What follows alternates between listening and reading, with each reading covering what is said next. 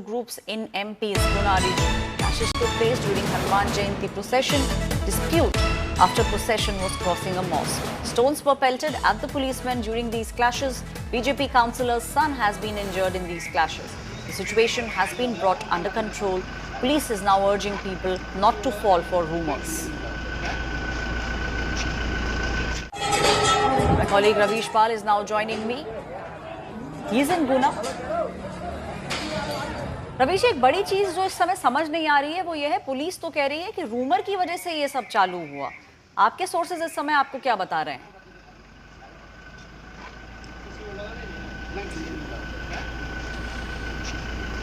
नहीं, पुलिस का ये कहना जरूर है कि रूमर की वजह से हुआ है, लेकिन जो एफआईआर दर्ज की गई है उसमें साफ तौर पे लिखा हुआ है कि ये पूरा मामला जो है वो डीजे की तेज आवाज को लेकर के हुआ है।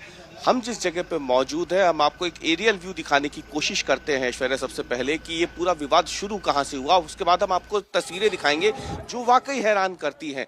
सबसे पहले हम आपको चाहूंगा मेरे कैमरा पर्सन से कि वो मस्जिद की तरफ का वो हिस्सा दिखाए जहां से ये जुलूस निकल रहा था। देखिए, ये बड़ी नैरो स्ट्रीट है, ये कर्नलगंज इलाका जो है गुना का, ये एक बहुत ही संकरी सी गली का एक इलाका है और ये सामने जो गाड़ियां खड़ी हैं वो दरअसल वो मस्जिद है जहां से ये जुलूस कल शाम को निकला था।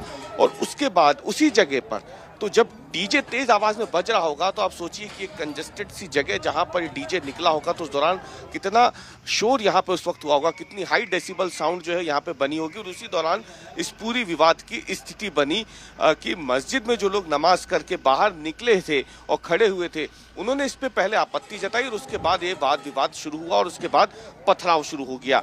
ये जो सामने आप मोहल्ला देख रहे हैं, इस मोहल्ले में पथराव हुआ और न केवल सड़कों पे नीचे गाड़ियों को तोड़ा गया है, कुछ एक गाड़ियां टूटी भी हैं, लेकिन आप देखिए हम जिस जगह पे मौजूद हैं उस जगह में घर के अंदर तक फर्स्ट फ्लोर पे भी पत्थर आए हैं। और हम आपको एक्सक्लूसिव तस्वीरें इंडिया टुडे पे दिखा रहे हैं कि कैसे ये जो घर है, ये अभी भी ये जो पत्थर रखे हुए हैं ये इस बात की गवाही दे रहे हैं कि यहाँ पे ये पथराव कल जब शाम को हुआ तो किस तरीके की स्थितियां बन गई थी। लेकिन क्या वाकई ये किसी रूमर की वजह से हुआ था, ये हम उन्हीं लोगों से जान लेते हैं जिनके घरों पे ये पत्थर कल रात को बरसाए गए थे।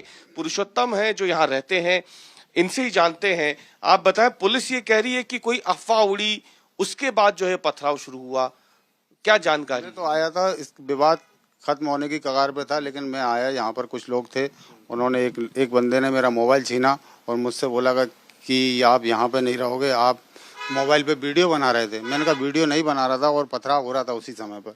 मैं तो अपने घर पर आया कि बच्चे होंगे सब यहाँ पर थे, तो दुकान से आया था, आकर देखा तो मेरे से मोबाइल छीन लिया गया, मोबाइल तोड़ दिया गया और मुझे धमकी दी गई कि अब तुम यहाँ नहीं रहोगे।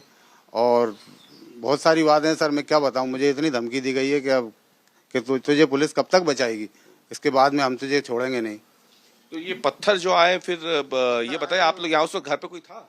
घर पे बच्चे थे, तो ये सब अंदर हो गए।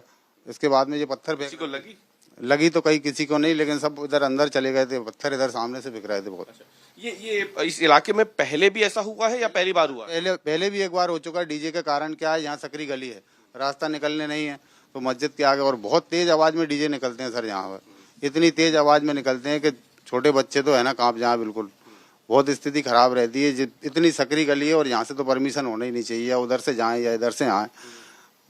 अच्छा, तो वो भी वही लोग कह रहे हैं कि डीजे इतना तेज था उसकी वजह से जो है मस्जिद से जो नमाज पढ़ के निकले। वहाँ पर मुझे पता नहीं है, लेकिन सर मैं तो यहाँ पर आया, घर पे देखा तो इतने पत्थर पड़े हुए थे और मेरा मोबाइल छीन लिया गया, नीचे मुझे धमकी दी गई। आपको कब पता चला कि इलाके में तनाव हो गया है? मैं दुकान पर था, दुकान पे फोन आया कि इधर कोई पथराव हो रहा है। मेरे लड़के को फोन लगाया था मैंने, उन्होंने बोला कि इधर पथराव हो रहा है, आप आ जाओ जल्दी। तो मैं आया, इधर देखा तो यहाँ पे सब बहुत भयंकर पत्थर बिक रहे थे, कुछ लोग उधर थे, कुछ लोग। आप किसकी लापरवाही मानते हैं? यहाँ पे पुलिस प्रशासन की मानते हैं? उन्हें पता था यहाँ पे पहले भी हो चुका है तो व्यवस्था होनी चाहिए थी, कल ऐसी कोई व्यवस्था दिखी आपको यहाँ पे?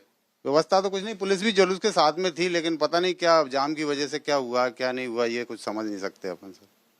आप कब से रह रहे हो यहाँ पे? मैं तो जन्म से रह रहा हूँ सर, बहुत साल हो गए मुझे रहते हुए। कभी कोई समझ, पहले भी घटना ऐसी हो चुकी पहले भी घटना। तो ये एक शॉकिंग फैक्ट है ऐश्वर्या, ये यहाँ के रहने वाले साफ तौर पे बता रहे हैं कि इस जगह पर पहले भी इस तरीके की घटना डीजे की वजह से ही हुई है। ये हम नहीं कह रहे, ये यहाँ रहने वाले लोग कह रहे हैं।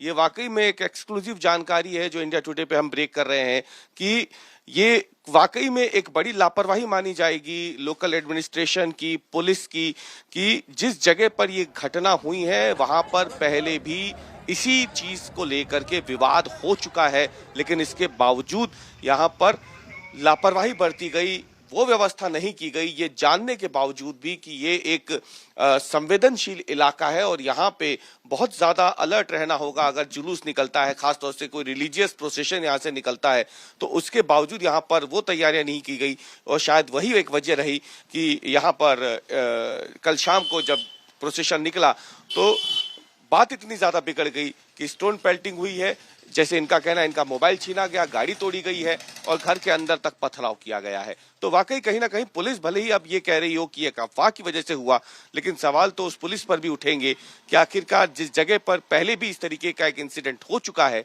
तो फिर वहां पे पुलिस ने एक्स्ट्रा फोर्स का यूज क्यों नहीं किया जब वहां से एक रिलीजियस प्रोसेशन निकल रहा था। तो सारी जानकारी देने के लिए बहुत बहुत शुक्रिया। That was my colleague Ravish Pal, who even in fact spoke with the person whose mobile was snatched and stones were pelted at his house. He's clearly saying that permissions for these kind of processions should not be given. They are a big threat to the residents in these areas.